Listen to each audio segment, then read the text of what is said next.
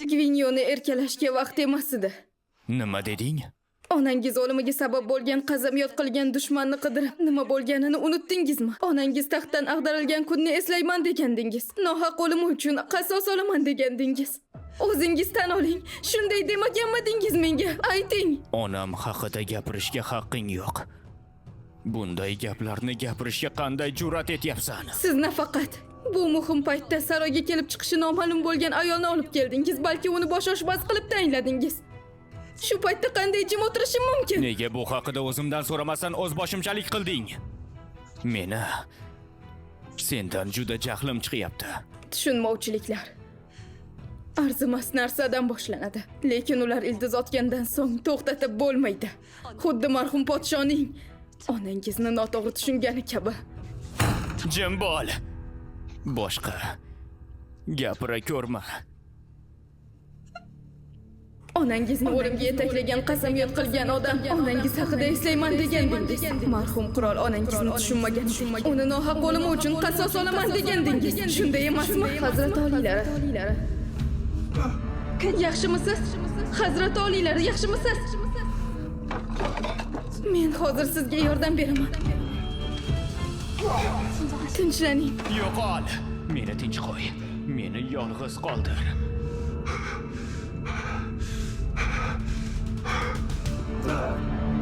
Hazrat oliylari. Hazrat oliylari.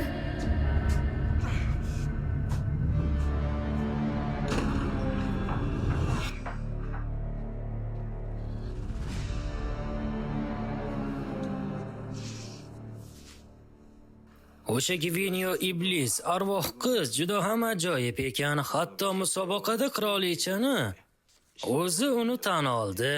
Men esa uni taomlariga juda ham qiziqdim. Albatta siz buni bir kun kelib tatib ko'rishingiz kerak bo'ladi. Hazrat oliylarning tibbiy ko'rigi kelasi oyda. Keyin Salgoji o'rmonidagi kamonchini aniqladingmi? Siz bu borada haqsiz hojam. Kim Yangson, Kim Isonning akasi ekan. Uning murdasi Muin adabiyotshunoslar qirg'inida tahqirlangan edi. O'z boshimchalik bilan harakat qilgandi. Ularga necha marta aytdim, qulay vaqtni kuting deb. Xo'sh, uni topdingmi? Ha, lekin biz Nima, uni qo'ldan boy berdingmi? uning yuzi niqob bilan yashirilgan edi. Lekin uning harakatlari shamol kabi chaqqon va tez edi. U o'z ishining ustasi bo'lsa kerak.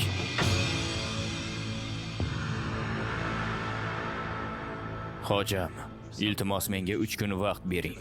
Uni o'zim topib, hayotiga chek qo'yaman. Mayli, buni qo'ya tur. Bugun tunda qiladigan muhim ishing bor. Bular juda muhim shaxs. Shuning uchun ehtiyotkor bo'lgin. Musobaqada yana bir mahoratingni ko'rsatganing haqida eshitdim.